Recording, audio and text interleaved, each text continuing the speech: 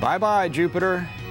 Welcome to Stargazers. I'm Dean Regas, astronomer from the Cincinnati Observatory. And I'm James Albury, director of the Kika Silva Pla Planetarium in Gainesville, Florida. Jupiter is about to leave our evening skies once again, so Dean and I thought we'd share one of our favorite ways to remember the order of Jupiter's 4 largest moons. That's right, James. I hate to say it, but let's go eat some green caterpillars. Jupiter is the largest planet in our solar system, and it's the 5th one from the Sun. Earth is, on average, 93 million miles away from the Sun, whereas Jupiter's average distance is 484 million miles. But because Jupiter is a much slower moving planet than our Earth, Jupiter and Earth constantly vary their distance from each other. Once each year, Earth and Jupiter line up on the same side of the Sun and are many millions of miles closer to each other. Whenever this happens, we say Jupiter is at opposition because Jupiter is opposite the Sun in the sky as seen from Earth.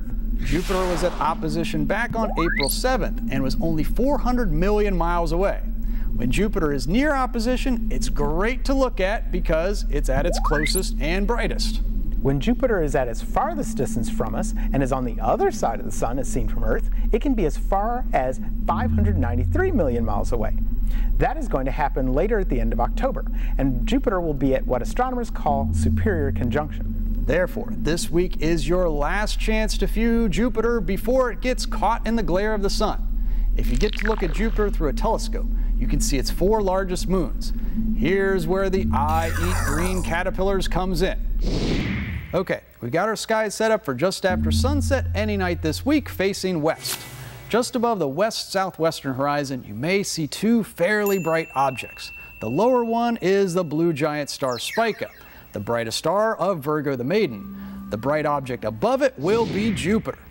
As you look through your telescope, you'll also notice something that attracted the attention of Galileo, the first person who ever looked at Jupiter through a telescope. He saw 4 tiny pinpoints of light, which seemed to extend out from Jupiter's equator. If you observe Jupiter each night, you'll notice that these 4 lights constantly change their position from night to night. Sometimes you'll see 2 moons lined up on one side and 2 on the other.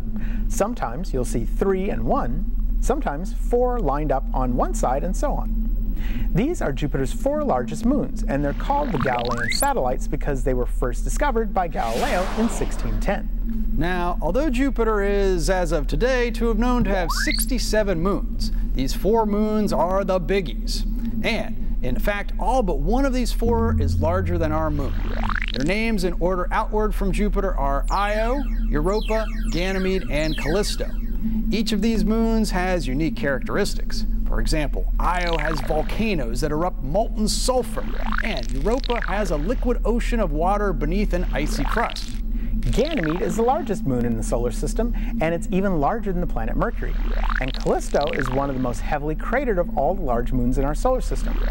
Surprisingly, some people have a difficult time remembering their correct order. But a while back, Jack Horkheimer and one of the show's producers, Bill DeShong, shared how they remembered them. They decided to take the first letter of each moon's name and thought of a catchy phrase that they would never forget.